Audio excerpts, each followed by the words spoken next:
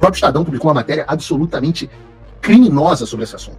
O que o Estadão publicou foi que esse diálogo mostra que o Eduardo não estava buscando anistia para todos e sim para o seu pai. Algum tempo depois, no dia 7 de 2025, o Eduardo encaminhou algumas mensagens ao Jair Bolsonaro falando sobre o pronunciamento que o Trump havia feito em defesa do Jair, que tinha acabado de acontecer, e também sobre a anistia. E o Eduardo disse assim: Eduardo Bolsonaro, Trump sobre Bolsonaro, estarei observando a caça às bruxas Jair Bolsonaro e suas famílias e milhares de apoiadores de perto. Aí o Eduardo diz assim: se a anistia light passar, a última ajuda à vida do Trump dos Estados Unidos terá sido o post do Trump. Eles não vão mais ajudar. Temos que... Aí esse ponto é um ponto muito importante. Temos que decidir entre ajudar o Brasil, brecando o Supremo Tribunal Federal e resgatando a democracia, ou enviar o pessoal que teve num protesto que evoluiu para uma baderna para casa num semiaberto. E isso sem falar que o STF pode decretar essa intervenção do Congresso no regimento interno da Corte, o duplo grau de jurisdição interno, como inconstitucional, pois violaria a separação dos poderes. Nesse cenário, você não teria mais amparo dos Estados Unidos, que conseguimos as duras penas aqui, bem como estaria igualmente condenado final de agosto, que é onde estamos agora. O julgamento, vejam que o Eduardo está falando isso em junho, o julgamento é em setembro. Eu acho que não vale a pena, mas te oriento a buscar o conselho com outras pessoas. Tire do cálculo o apoio dos Estados Unidos. Qual estratégia você tem para atingir esse objetivo? É simples. O que está acontecendo aqui? Ninguém entendeu isso. O próprio Estadão publicou uma matéria absolutamente criminosa sobre esse assunto. O que o Estadão publicou foi que esse diálogo mostra que o Eduardo não estava buscando anistia para todos e sim para o seu pai. Vamos usar os fatos, a hora de trazer ao público a explicação sobre o que vinha acontecendo. Neste momento, o Congresso ainda não tinha ido para o recesso e todas as semanas vinha a promessa isso que ele está chamando de anistia light, de botar para ser votada a gente chamava internamente de anistia de pau mole. Pro governo americano era só soft amnesty, anistia soft. A gente chamava de soft também é ao mesmo tempo mole. Então a gente chamava de anistia de pau mole. O que era isso? Era uma aprovação que seria feita para progressão de regime de alguns presos no 8 de janeiro. Progressão de regime.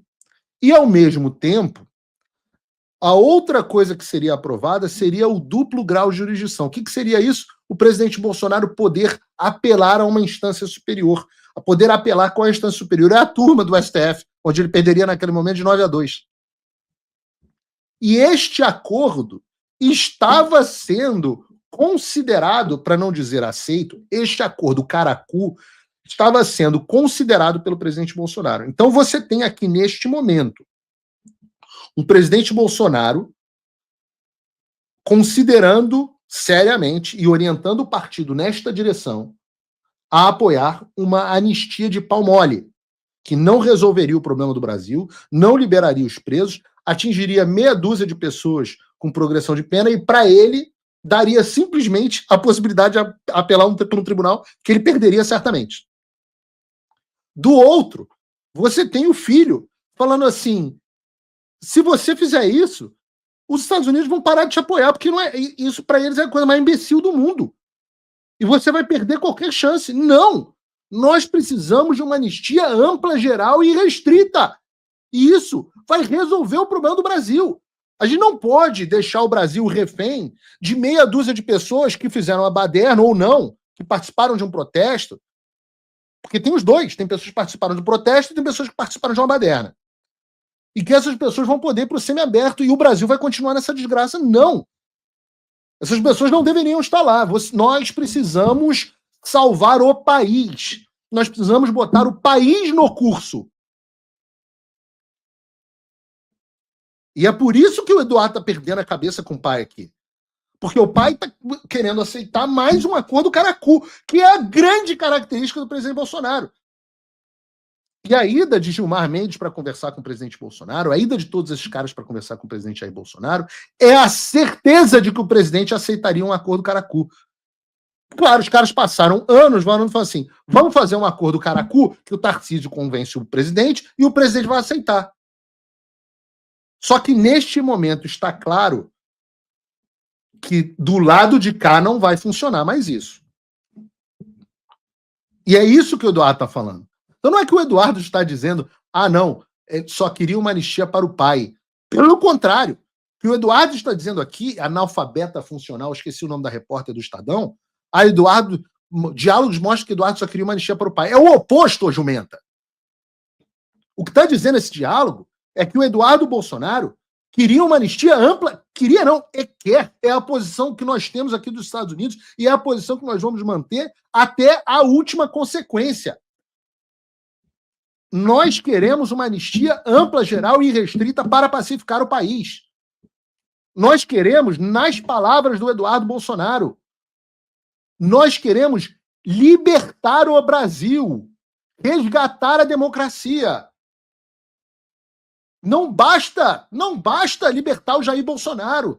Não basta reduzir a pena dos presos e mandar ele para o semiaberto. Não basta. Não vai bastar, porra. Entendam isso. Não adianta vir com proposta de anistia merda. A anistia é ampla, geral e restrita. Igualzinho ao que meu avô promulgou em 79.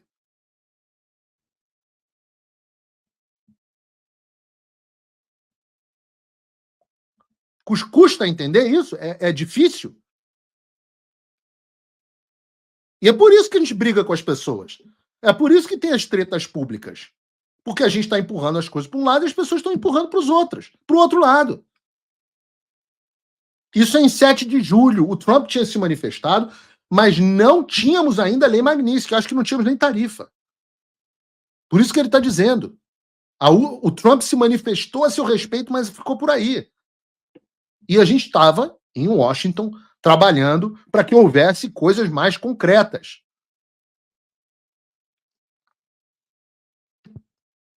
Eduardo continua.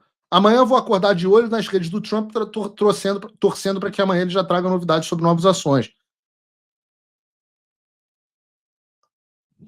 Claro, nós estávamos ali na iminência das tarifas serem anunciadas.